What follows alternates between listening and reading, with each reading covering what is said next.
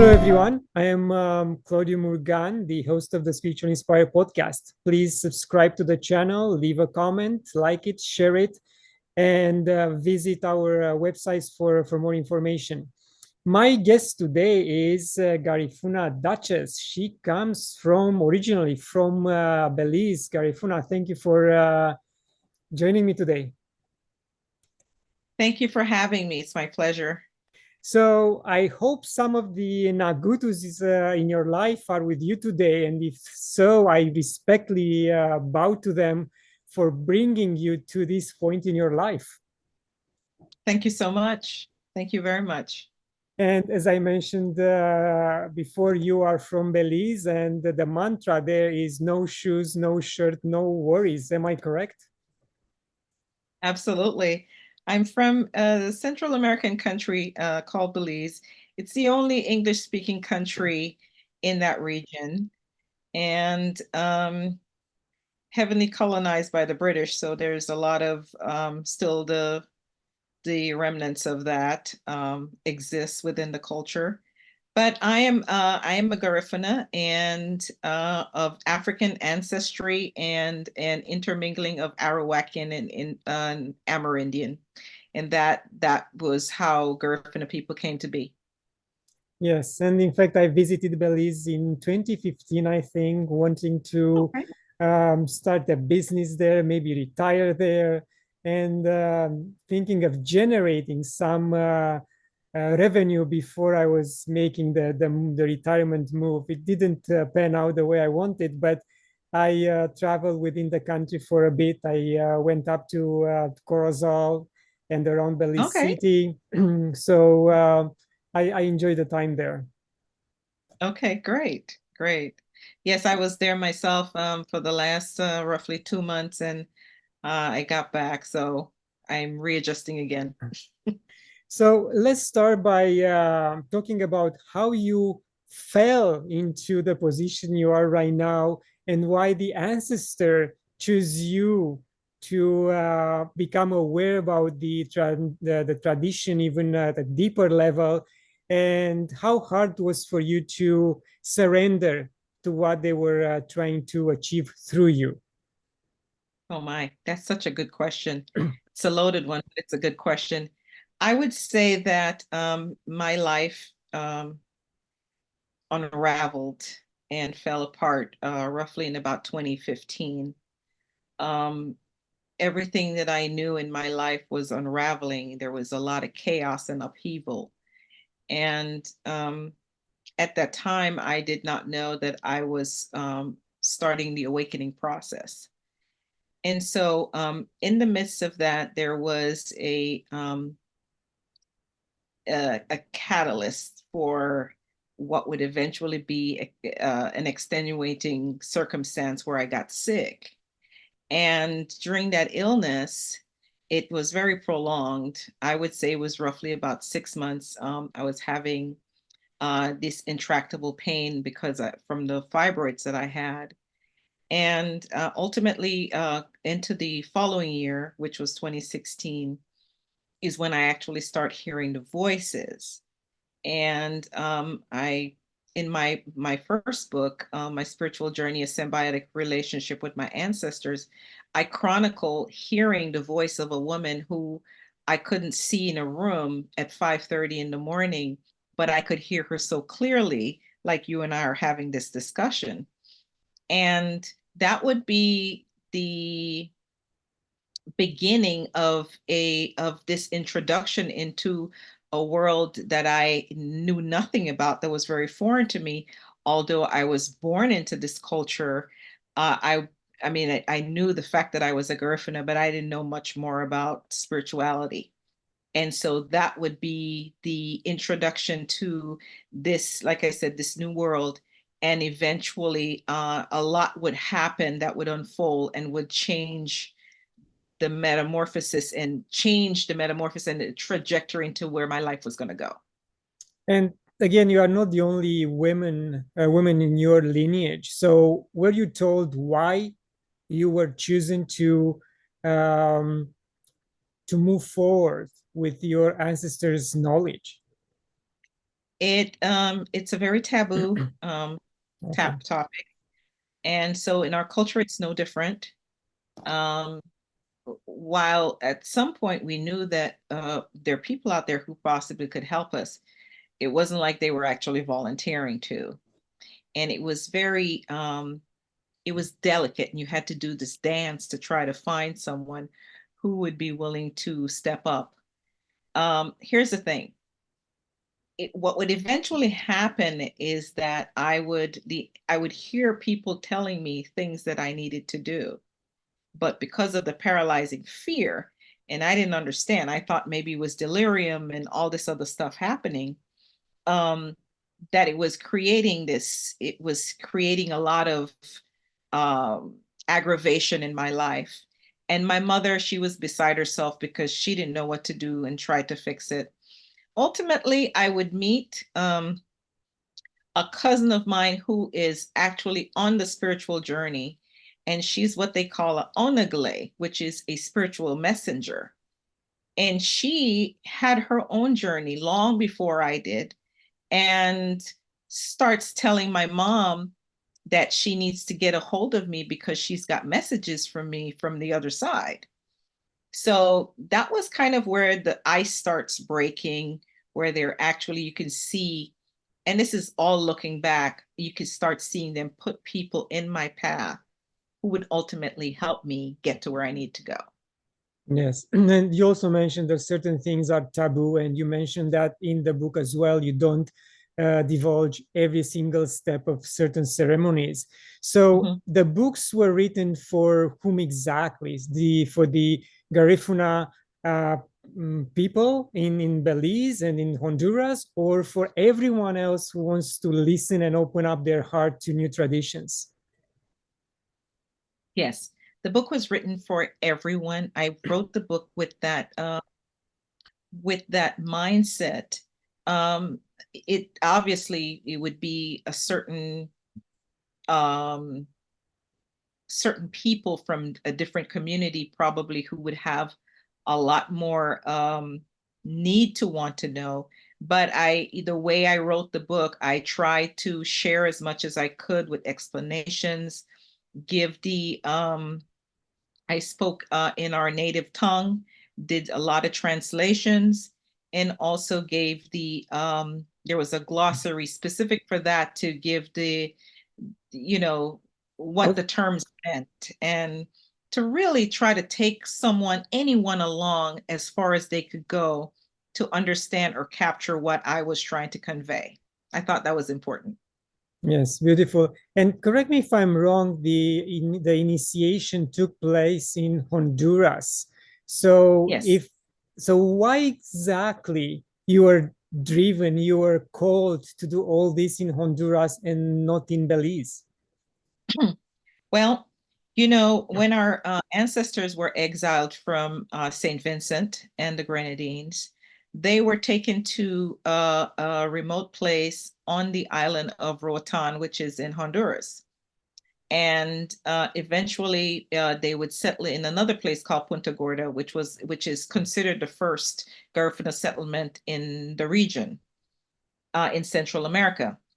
So I mean, my ancestors, they were from Honduras. And then before they all start branching out, going to other parts of the collective diaspora, Guatemala, obviously Honduras, Belize, Nicaragua, and St. Vincent. So it was, it made sense that I would go back to Honduras, although at that time I didn't understand, because my maternal grandfather, his father was from Honduras. That I know for sure. My grandfather, my mother's father, was first generation Belizean. And so it just made sense that if I was going somewhere, that was why I was being guided to go there. Although at the time when it was happening, it didn't make a lot of sense. And I, felt really, even though I was compelled to do it, I didn't understand why I felt like I was needing to leave my entire life behind, going in search of a woman who I had only met spiritually. And I had never been to Honduras. I'd never been to this place. And I'm telling you, when you take a leap of faith, it just feels like it was the thing to do. Yes, and that first trip to Honduras was quite challenging, but you had certain synchronicities which align you with your path, and you met the right family members, and they're all excited to see you and give you the right messages. And I was impressed with the fact that when certain these type of moments happen, the community comes together and they encourage and they participate in the preparations and support. Yes, it is Garifuna Spirituality, or Garifuna Duo, which is the lifestyle of our ancestors, is a very communal and inclusive um, family lifestyle. And there is a mantra, a universal mantra that is collectively for the diaspora as a Garifuna person is Au Bun Amaruno, which is I for you and you for me. So it's that same communal camaraderie. And when I went into those places, which is very remote, when I went to Honduras, my passport was my birthright. That was that was the way I gained access into those communities, because while they're friendly, they're also very guarded. They're guarded people based on some of their historical um the experiences that they've had with the atrocities and being I would say marginalized by their government and the environment that they found themselves. So when I went there and I presented myself as a Garifuna, that was enough for them to welcome me in, and which was all part of the divine plan to help me navigate and get me on this journey that I needed to be. And at that time, did you feel that the energies of the land are much more intense than the ones in Belize, or you couldn't make any difference? Yes, it was very magnetic for me when I got to Sangrelaya. Even though Sangrelaya would turn out to be not the original home of my Palacio ancestors, I felt very drawn to the place. And there was a sense of belonging. There was a sense of this arrival. There was just this sense of this was a big deal. Although at the time, maybe because of the fatigue from traveling, I wasn't able to articulate all that at the beginning, but eventually it would come very soon that I knew that that's what it was. Yes. Interesting. You know what? The one line from the book that impressed me was said by Nagutu Kre. If people, and I'm quoting, if people were to see what we are eating, they will think we are poor, but we are rich. Everything we need is here for us. How would you Yes. translate that in for everyone else to understand?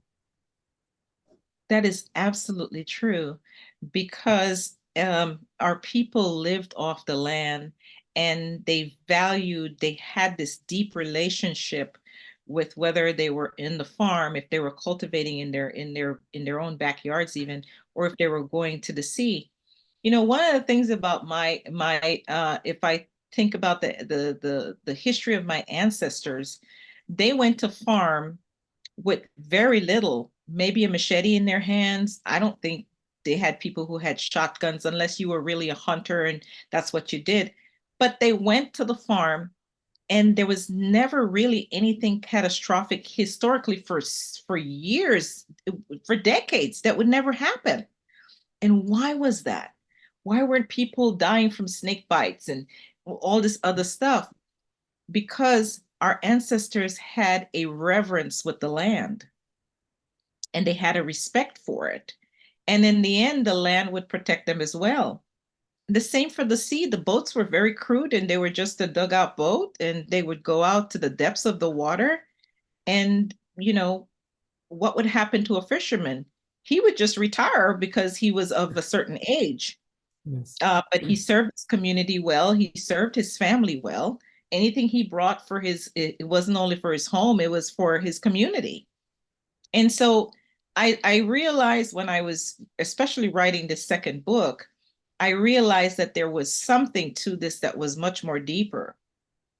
And I'm glad that I was able to get that insight, that it had to do with the reverence. It had to do with the reverence. And so they were always being rewarded with just the natural resources of what they had, and that was the richness. Yes, and at the same time, maybe she refers to the fact that we are talking about certain people by passing judgment based on the first impression Yes, and their own mindset. simplicity, right. And the idea of simplicity is more. The idea of Yes. simplicity is more. Everything is here. We don't have to go anywhere to get it. And it's organic, it's fresh, and it nourishes our bodies. And something else you noticed while you were in those communities, that even they didn't have too much, they were very happy. Oh my They're goodness. enjoying life fully. Absolutely. The love is very infectious there. It's very strong. It's very palpable. Um, you get into the community and word gets around really fast. And, there's nothing about being prideful. It's all about welcoming you. They will all come and welcome you. And as long as you're there, however long you're there, every day people from the community will stop by and see how you're doing. Yes. That was the biggest amazement for me. Yes. At some point might become very tiring, but at least it's satisfying that you see these people caring and you can somehow return the love. Yes, absolutely. Absolutely. And you know what was so funny? I probably, if I stayed there long enough, I just would have blended into their community, because one of the things that they do, the women in the evening, they congregate and then they cook and they bake and they make their bread and whatever else they're doing. So everything they did was communal. That's just the way it is. Are you saying that they are not watching Netflix? No, they're not. Oh, yes. I had to say that. Sorry. I know, that's a good one. Garifuna, as you mentioned, Belize was colonized by British, and they brought the Catholic religion. So you were brought up as a Catholic. So I was wondering, if you were to choose between your ancestors' knowledge and teachings and the Catholic Church teachings, which one has much more significance for you, and how do you reconcile the two? That's such a good question. I was born into the institution of the Catholic Church. Everyone that I can think of on both sides of my family have been Catholic.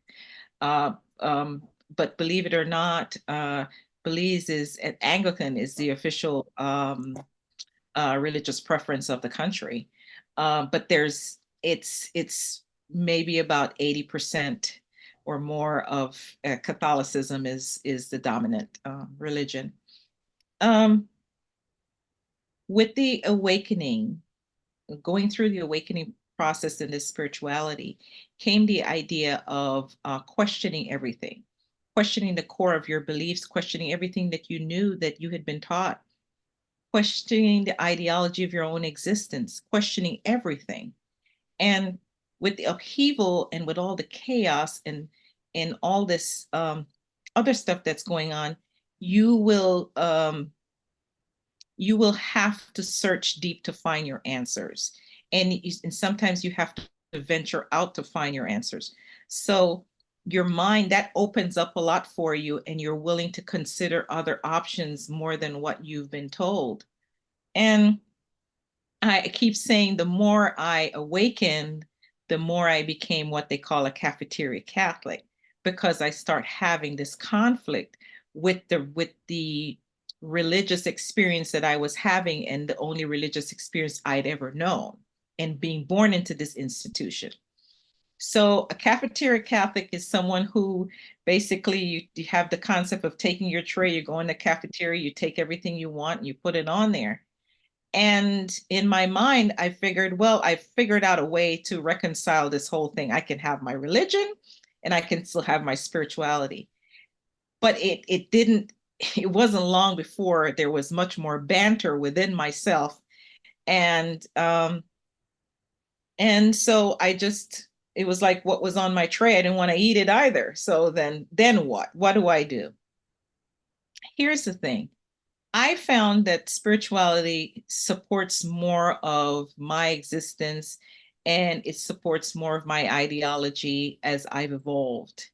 And I have had some issues that are contrary to what I believe as far as in religion, but I'm not here to bash the church. I'm just here to try to find my purpose. And so I would say I have been leaning more to my spirituality.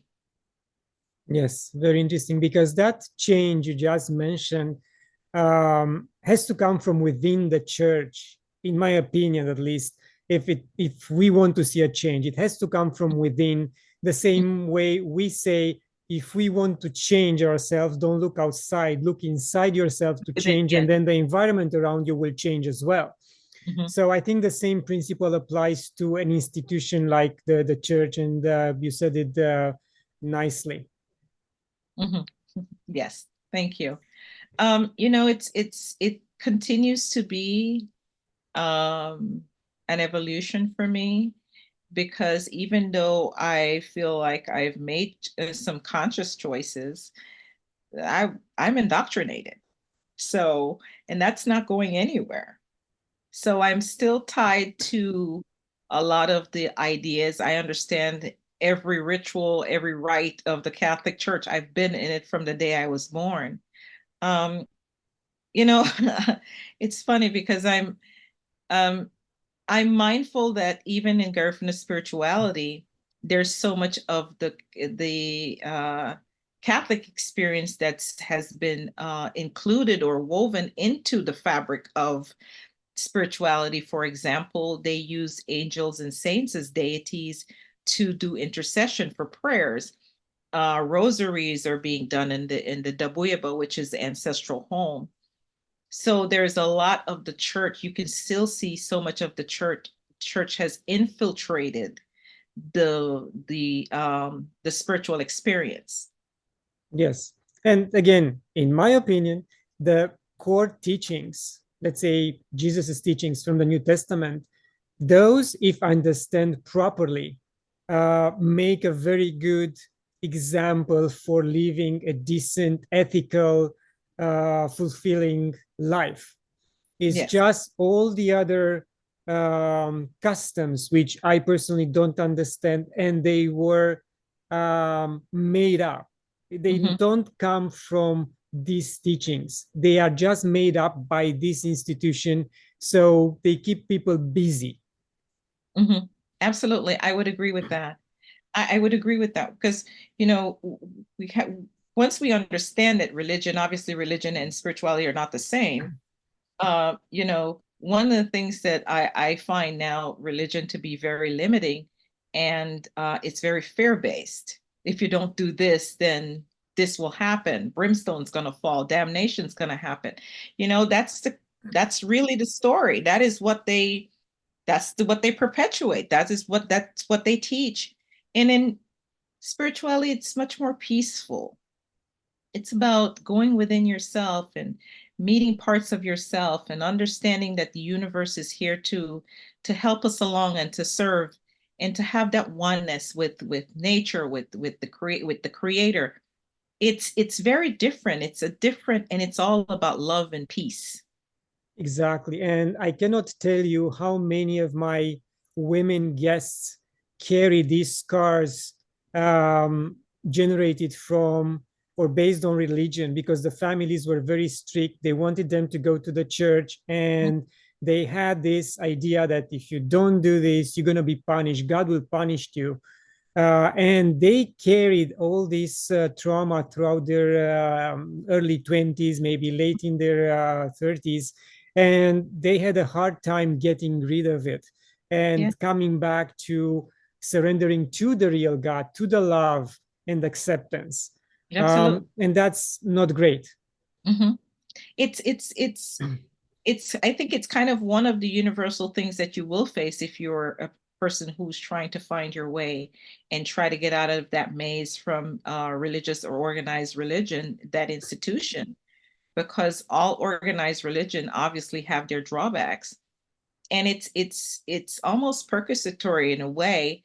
But once you do that, if you can make that transition, there's a lot more peace on the other side. I find that there's more peace on the other side. Garifuna spirituality is no different.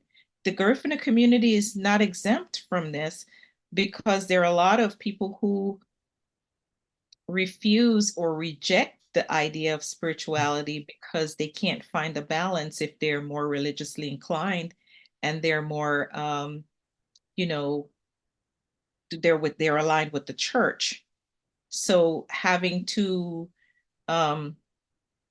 come to a meeting point, or to try to find some balance with the spirituality that was given to us by the creator, it's not a good, it's they can't, it's hard for them to reconcile it. It's really Yes. hard. Yeah, I imagine that. And is Garifuna spirituality practiced openly in Belize or only in specific spots, or how do you see it? It's practiced, I would say it's practiced openly in Belize, but it's really just done in very controlled settings. So mostly in the southern part of Belize, in the Garifuna settlements, that's where you will find a Dabueba. And that's where they have most of the practicing spiritualists, the Buye, who is the spiritual healer or leader. And that's where it's done. It's a big to do if you're doing something like a Dugu, because these days everything costs money and it has to be planned. But the premise of a Dugu, which is a sacred ceremony, is to reconcile our differences with our ancestors. And again, there's always a reason or a purpose for it to be done. It's, you just don't decide. A family just wouldn't decide that they want to do a dugu. There's some extenuating circumstance within the family that they would have to go seek the help of a buye, who's again is a spiritual healer or spiritual leader, and they, under their guidance, they could help decipher some of the messages that are coming in and determine if that is the solution to the issue with the family. Yes, and this is an interesting point because can lead us to the next question. So you are aware that in Peru and Brazil, the shamans have been doing what they've been leading their communities for thousands of years. But Sure. in recent years, recent generations, some of the tribe members didn't want to step on the footsteps of their elders. So the tradition can dilute or can vanish.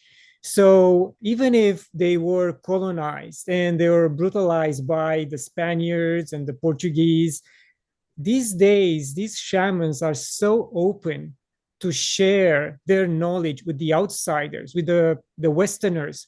And I personally know at least 10 to 20 people who are becoming or became curanderas and curanderos based on 10 to 15, 20 years of practice in the jungle with these shamans. And they are only there, the color of their skin tells me or you that they are not indigenous, but otherwise they know how to perform a ceremony, how to hold space for you. And sometimes they bring the elder in just as a supervisor. So in your tradition, and because the community is much smaller, is the idea and the plan of the ancestors to divulge such knowledge and secrets to the outsiders, or just keep it closed in? No, I don't see that happening, because someone has to be chosen. So this gift has to be bestowed upon you. And you have to have the guide of an ahari, which is a spirit guide, and that's the guide of an ancestor. If you are going to if you're going to be if the gift that you're being bestowed requires that you are going to be in a leadership position as far as a buye, then for when you're doing your initiation for the purpose of achieving a certain level of consciousness, you have to have two entities, which is the Huria and the Ahari, which is a much more evolved Ahari, or a much more evolved being or deity. So yeah, it's not a decision that you make on your own. This is, you are chosen for that. You have to accept the call. You have to be obedient. Well, before you're obedient, you have to accept the call. You have to surrender, and you have to be obedient. And, if you are being prepared for a certain role, it also takes some learning, and but you're guided by your aharis will guide you, and you're surrounded by people who will help you, and they will put people in your path to help you to evolve to where you need to be. Yeah. So in other words, it's not like choose me, choose me. No, No, it doesn't you. work that way. Yes. No, no. And even with writing this book, everything that I did, I had to get permission. There's certain rituals I will say this is an abbreviated version of what happened, because some things I can't divulge. I had to get permission from my ancestors. Although one of the reasons I keep saying, to me, the singular reason was that nobody would, writing the book, nobody would have to experience what I experienced, because I felt that there was a lot of needless aggravation because I didn't have a roadmap. But my ancestors actually were also guiding me to do this, because they felt the world needed to hear their words, and to hear and to learn more about them, which is such a departure from the way it was before. Because I would say decades ago, that was like, nobody wrote about that. And maybe at And that time, no one was interested in and finding these type of ways of it's quite spirituality. plausible. It's quite plausible, because I've always said, this is me saying this, I am sure, 1,000% sure, that they have had people who were much more sentient than me, who had much more profound experiences than me, who lived, and yet still nothing was really documented about what their experiences were. So the fact that I can share a little bit, I'm just grateful that I can do that. Yes, beautiful. And I read the records from African tribes about this type of awakening or transition or vision quest challenges when the boys and the girls become women and men. And they are very, again, very challenging, very traumatic sometimes. You can lose your life if you don't perform at certain level. Do you have the same tradition in your culture?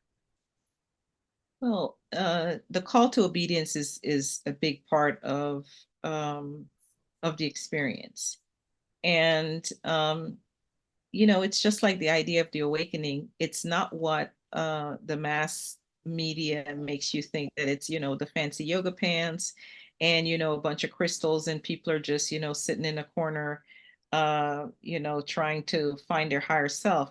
It's very brutal. This is something that will drag you, and you go through there was a time I was suicidal because I didn't understand what I was going through, when all this stuff was this upheaval within myself and this banter. Um, there's a lot of isolation. There's a lot of solitude. It requires a lot. I could see why nobody would volunteer to go on this journey. You have to be chosen and then conditioned for ultimately where you're going to go. It's a beautiful journey, but it it also requires a lot of you. It requires a Yes. lot. Yes, physically, mentally, spiritually, Yes, the whole shebang. you will be Yes. tested to your limits. Absolutely. Yes. As I mentioned, the communities and shamans in Peru and Belize, for psychedelic purposes and to get into trance, they use either ayahuasca or San Pedro or any other plant. In your tradition, do you have a specific plant you use to get into that type of connection? No, no, this is a mediumship, and your ancestors can channel, you will channel your ancestors. There is no, well, we can use with or without this, but in let's say you're in a Dabuyaba and you are in a controlled environment where there is a dugu or a mali, which is a sacred ritual within the sacred ceremony. It doesn't always have to be that way, but I'm just saying in this case, let's say you're in a controlled environment, you have smoke, have the incense to sanctify the space, you have the rum, and you have the drums. It's a very controlled environment that is a very powerful force. And that can actually harness, it creates the environment that you need to be able to achieve these levels of consciousness and have your ancestors be, come out as and use you as a medium. And do you follow a specific dieta? It depends on how you're being guided to go. It really depends on how you're being guided to go. Interesting. But when you're in a tabuyaba, you're under the control of the buye is the one that's basically like the soldier, making sure that everything is well, malignant spirits are not coming in, and to try to provide a favorable environment for these things to happen so that reconciliation and healing happens. Yes. And Garifuna, it is my understanding that you live in the USA. How do you integrate all this knowledge in your daily life? You know? I don't, it's funny because it's a challenge. I don't have the perfect environment to foster a lot of the things. And I think maybe that's why I find myself being pulled to go back, because I really need to connect with source in a way. There's a lot of grounding that happens when I'm there. I'm being pulled to the sea. I'm being pulled to do certain rituals that has to do with the land or the sea. Here I maintain an altar, an altar room, which is like a guli, and so I can do my work there. But to do other things, especially now that it's winter time here, we're literally in the dead of winter. It's not comfortable being outside. You couldn't even really go to the beach. But yeah, so I try to make it work, and that's the reason why I'm always reconnecting with source whenever I can. Yes, I think it is very hard to cope with a Western environment and society when you already got access to the other side, to the source, and you know how beautiful it is, and you want to stay in that state of mind all the Yes. time. And I talked to a previous guest last week. She's originally from Australia, living in the USA. And she was telling me that every time I go back home, when I don't talk with my family, I'm being pulled into samadhi. I'm being pulled into a open eye meditation. And they are looking at me and say, "You don't blink." And then I blink right away several times just to kind of put a face to what I'm doing, because the source is pulling me back into meditation. It's beautiful. Yeah. Yes. Yes. And you will find there are times that's when um, you know, they communicate with me a lot of different ways, and I can speak for me. The thoughts will come through visions, and then through visions or dreams. And there are times I can literally channel my ancestors, and whatever insight, if it's a download that's coming, that information will just come through me, and then I can just share it, or do whatever it is that they need me to do with that information, because there are times I get messages for other people as well. But most of it is, I think it's about writing and doing the documentation that they want me to do. So then I will just make a note of everything, and then, put it in writing and share it to the masses eventually. And because you mentioned messages for someone else, is this Mhm. something you do for people you don't know, and let's say they reach out to you for reading or channeling, even these people are not from your community? Would you do that? If the time was right, we work with a calendar. And so let's say now is considered Lent. So there's not that kind of work that's being done.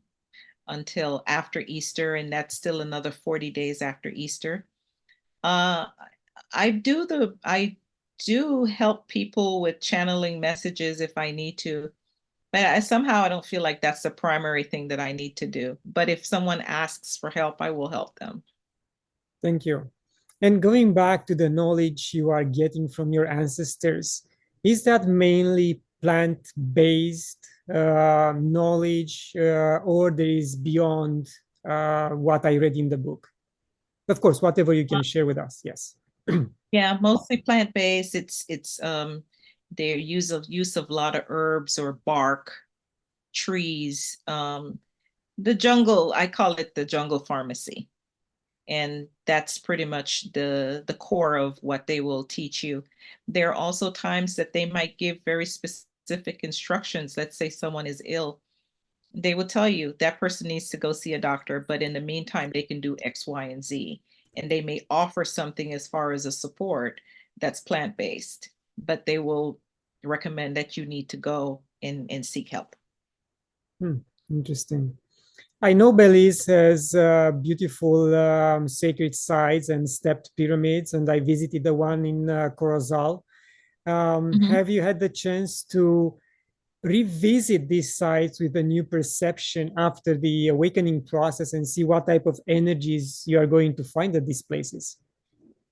That is my next mission, because I've been to these places, but not in recent years. And I'm very interested as well. That is such a good question, because yeah, I've been saying that I'm going to do that. And my next trip, that's the plan. Even if I can visit one, I will.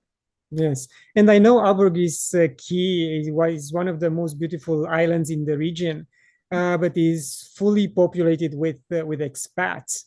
Do you think that this flood of foreign culture and mindset will change the fabric of the local culture and the society? Well, it already has. And Belize has always, believe it or not, been a melting pot in a way. And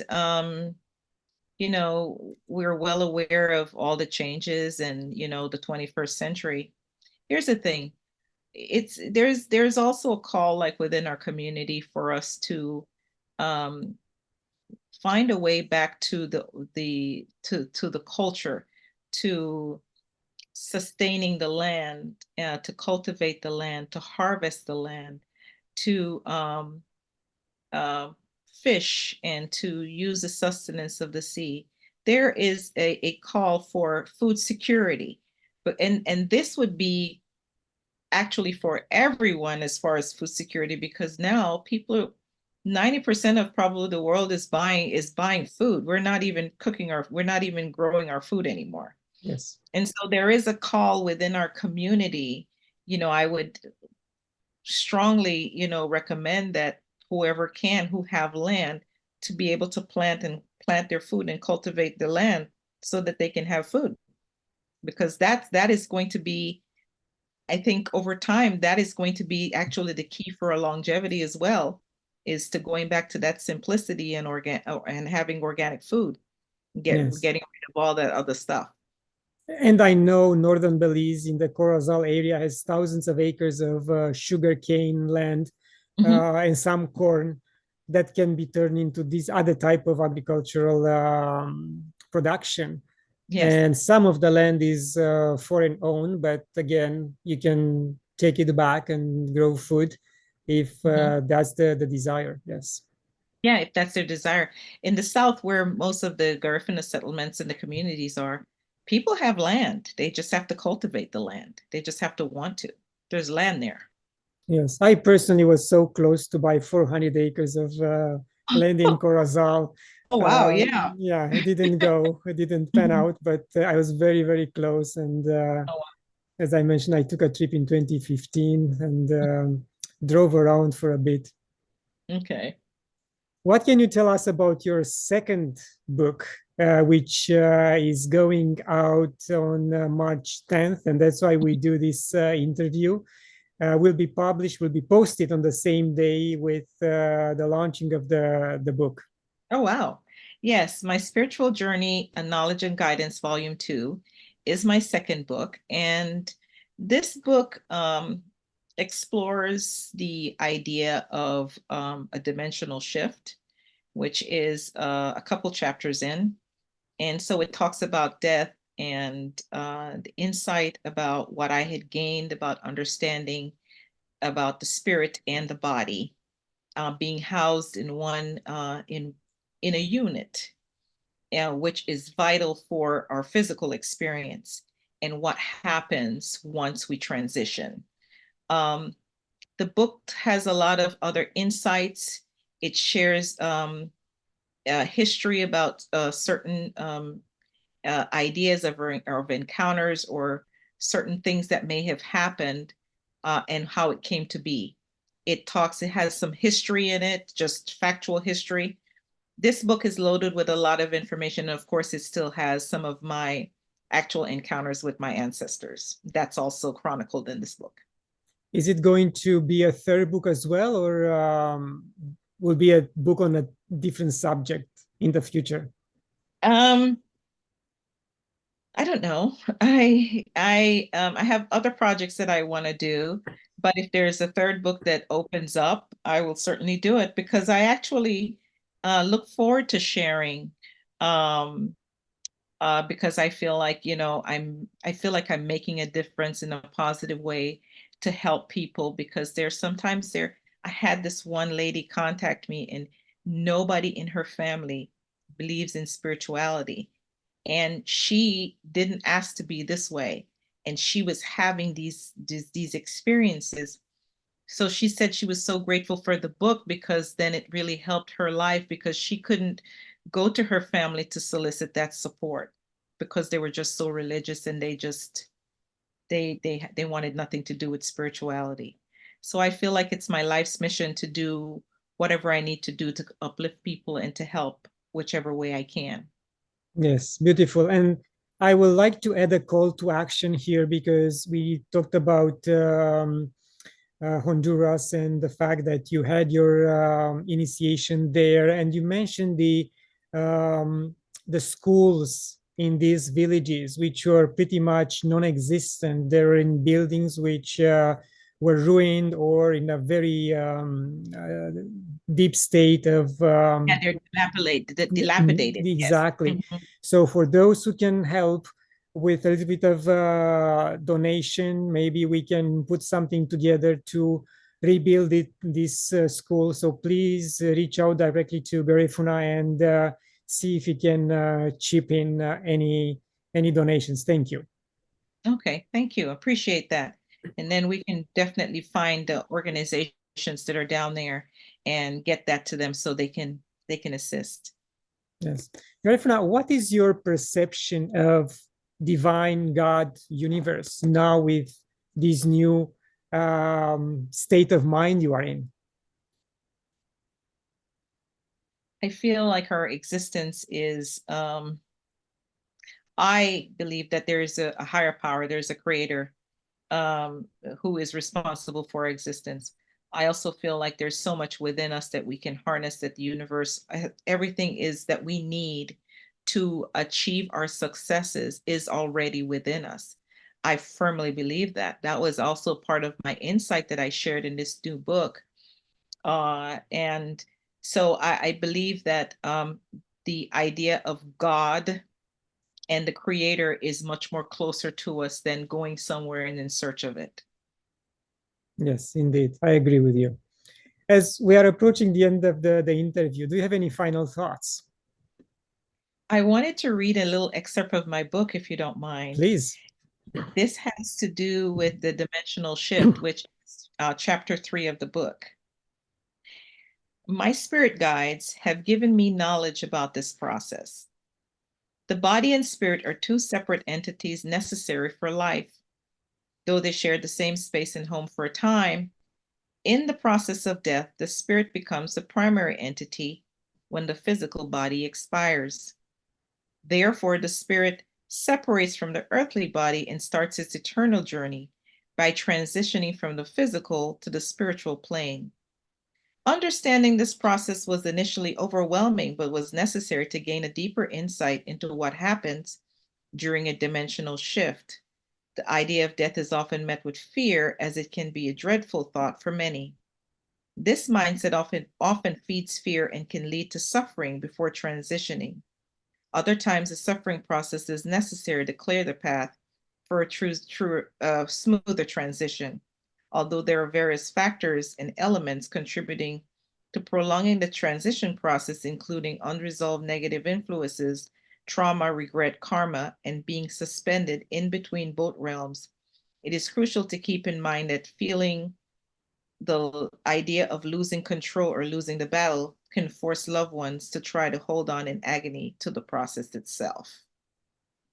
And this is excerpt from my new book, My Spiritual Journey, Knowledge and Guidance, Volume 2.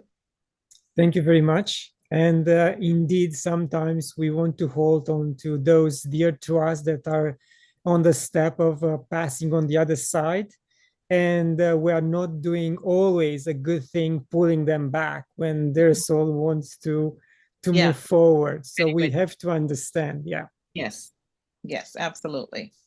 Once again, good luck with the book. I know your ancestors will pull all the necessary strings to make it successful and get a lot of visibility. Thank you very much. Thank you for having me. Thank you. And to my viewers, thank you for watching. Leave a comment, share it, subscribe to the channel, visit claudiumurgan.com and spiritualinspired.ca. And until next time, love and gratitude.